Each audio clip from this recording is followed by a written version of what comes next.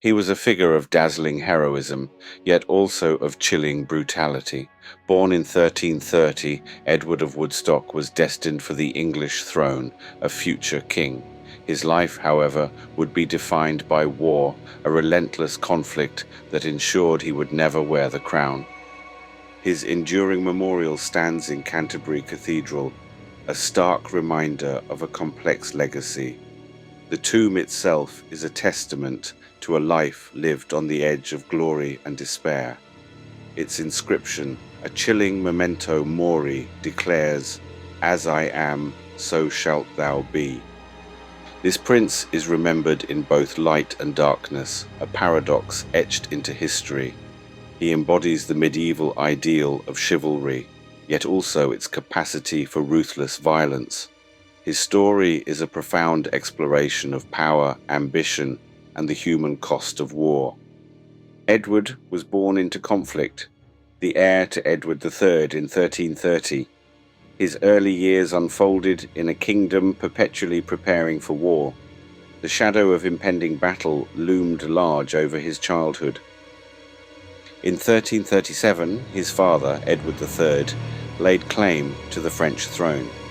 This audacious declaration ignited the Hundred Years' War, a generational struggle that would shape Edward's entire existence. From his earliest days, his path was set. His boyhood was not a courtly game of leisure and privilege. Instead, it was a rigorous grooming for command, a relentless preparation for the battlefield. He was forged in the crucible of royal expectation and military necessity. Significant titles were bestowed upon him at a remarkably young age. He became Earl of Chester at 7 and Prince of Wales at 8. These were not mere honours, they were burdens of command, responsibilities that demanded his full attention. These early appointments were designed to prepare him for the rigours of battle and leadership. He was being moulded into the warrior prince England would desperately need. His destiny was inextricably linked to the ongoing conflict. His baptism by fire came at Crécy in 1346. At just 16 years old, Edward commanded the English vanguard, a position of immense responsibility. He faced a French force nearly twice their size, a daunting challenge for any commander. The English lines buckled under the French assault, a moment of extreme peril, yet Edward held firm, demonstrating remarkable composure and courage. His leadership inspired his men to stand their ground against overwhelming odds. His father, Edward III, famously refused to send aid, declaring, "Let the boy win his spurs." This iconic statement underscored the king's faith in his son. It was a test, and Edward rose to the occasion with astonishing bravery.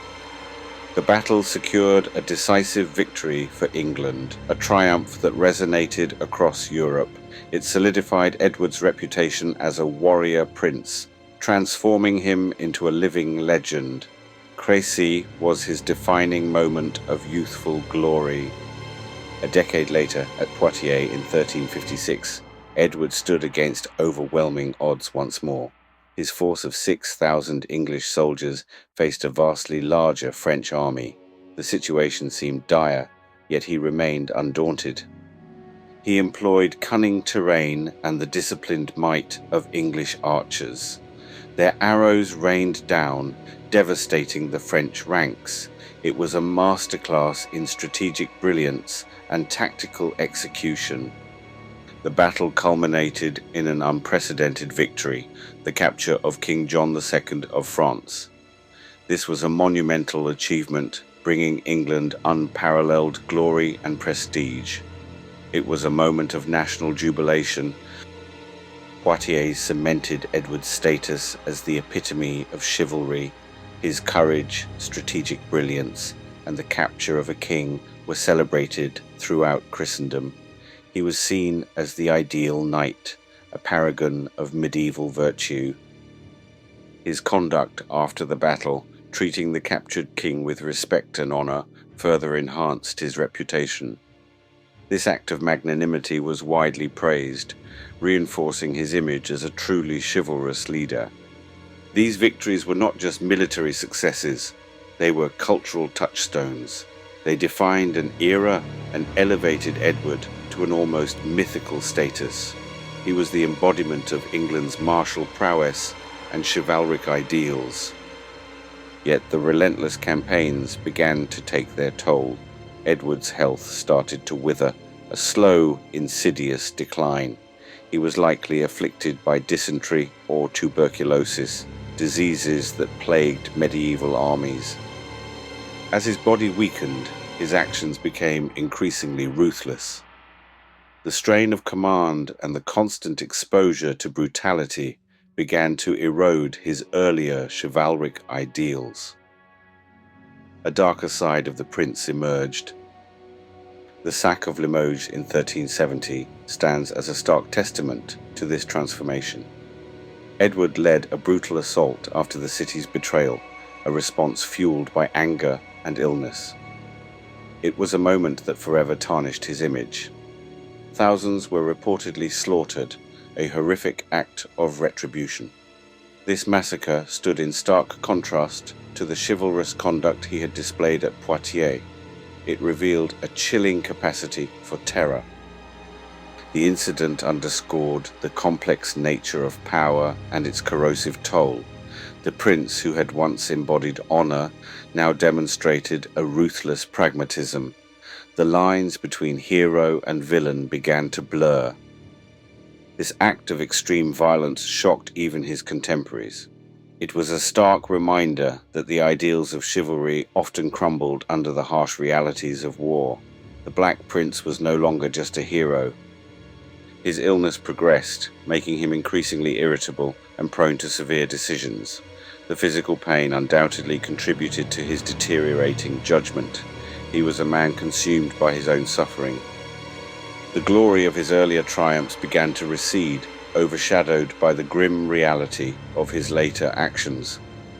The image of the chivalrous knight was now irrevocably stained by the blood of Limoges. Broken in body and spirit, Edward returned to England in 1371. His campaigning days were over, his health irrevocably shattered. The once vibrant warrior was now a shadow of his former self. He died on June 8, 1376, at the age of 45. It was a premature end for a man who had achieved so much, yet still had so much left to do. The throne he was born to inherit remained out of reach. He never ascended to the crown, dying just 1 year before his father. The destiny he had been groomed for, the ultimate prize, eluded him in his final moments. His life was a testament to unfulfilled potential. His son, Richard II, inherited the crown instead, a young boy thrust into a tumultuous world. The Black Prince's legacy would be carried forward, but not by his own reign. He was called the Black Prince only after his death, a moniker whose origin remains debated. Perhaps it was due to the color of his armor, or perhaps it reflected the fury and terror he inspired on the battlefield. His legacy is a complex tapestry woven with threads of heroism and brutality. He remains a figure of immense historical significance, a prince who won kings but never his own crown. He embodied both the dream of medieval honor and its bitter cost. His life serves as a powerful reminder of the dual nature of power, its capacity for both greatness and destruction. The Black Prince's story is a poignant reflection on human ambition and the fleeting nature of glory. It reminds us that every crown is shadowed by mortality, and even the most celebrated lives can end in unfulfilled destiny. His tomb in Canterbury continues to speak across the centuries, a silent witness to a life of extraordinary triumphs and profound tragedy.